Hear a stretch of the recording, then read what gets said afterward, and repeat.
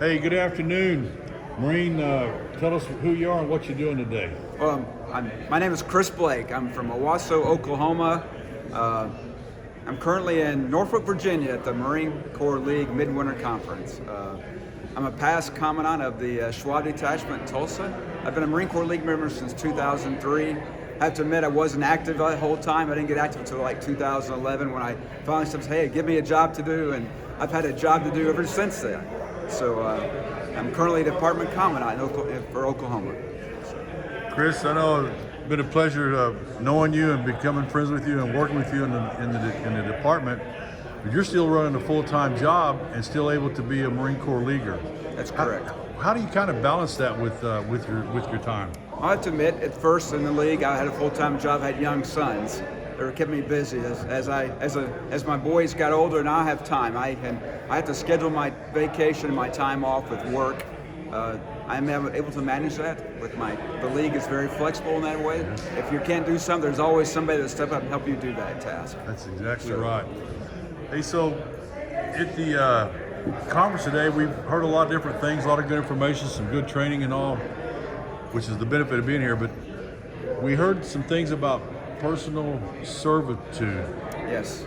Would you talk a little bit about that? Sure, I'd be glad to. So one of the things that we're taught I heard today have been bounced around a lot in various leadership things that I've been exposed to in my whole lifetime. It's called servant leadership. As leaders, it isn't about being the leader. It's not about being having a title. It's about what can I do to help you become a better person? How can I lead you on to help you bring yourself up, build yourself up, and be the person you are?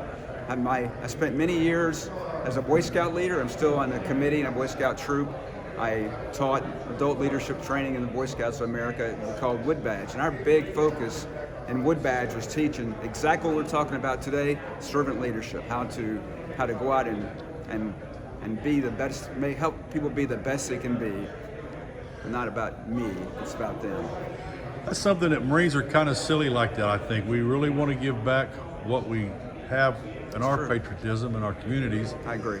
So when a member comes to a detachment at the Schwab detachment, what's a purpose that they might find to be more involved in the community?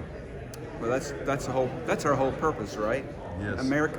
Patriotic Americanism. How can we benefit the communities that we live in?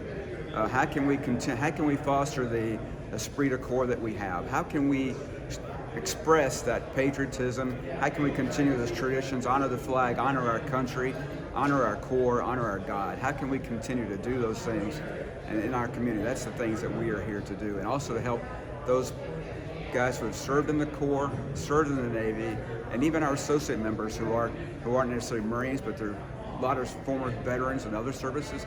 How can we help them continue that they want to share? They want to share that experience they had in the military and make sure everyone understands and continue that expression of patriotism they've had for their whole life and make sure that lives on in our community.